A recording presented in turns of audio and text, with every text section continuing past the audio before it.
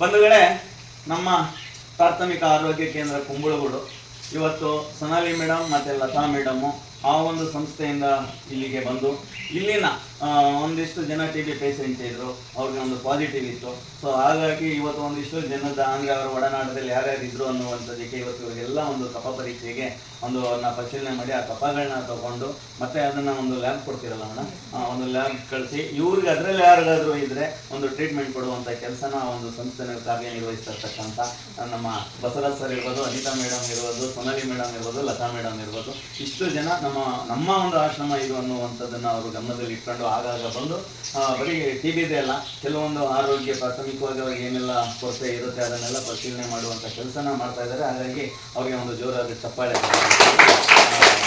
ಹೇಳ್ತೀರಾ ಈ T B ಕಾಯಿಲೆ ಈಗ ಪಾಸಿಟಿವ್ ಬಂದಿರೋದ್ರ ಬಗ್ಗೆ ತಾವು? ಅದೇ ಸರ್, ಎಲ್ಲ ಇದು ಮಾಡಬೇಕು, ಮಾಸ್ಕ್ ಹಾಕೊಂಡಿರ್ಬೇಕು, ಕ್ಲೀನ್ನೆಸ್ ಆಗಿರ್ಬೇಕು ಅಂತ ಇದು ಮಾಡ್ತೀವಿ ಸರ್.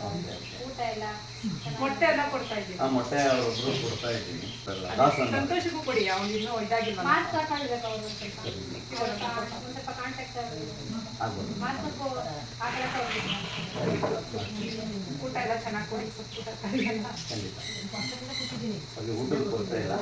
ಬಟ್ ಇಲ್ಲಿ ಒಂದು ಸಮಸ್ಯೆ ನಮಗೆ ಏನಪ್ಪ ಅಂತ ಅಂದರೆ ಸ್ವಲ್ಪ ಬಿಸಿಲುಗಾಲ ಶೀಟು ತುಂಬ ಹೀಟ್ ಆಗುತ್ತೆ. ಅದೊಂದು ಬಿಟ್ಟರೆ ಅವ್ರಿಗೆ ಯಾವುದು ಕೊರತೆ ಇಲ್ಲ. ಸ್ವಲ್ಪ ಕ್ಲೀನ್ ಆಗಿರ್ಲಿ ಸರ್. ಸರಿ ಮೇಡಮ್, ಅದನ್ನು ಫಾಲೋ ಮಾಡ್ತೀನಿ.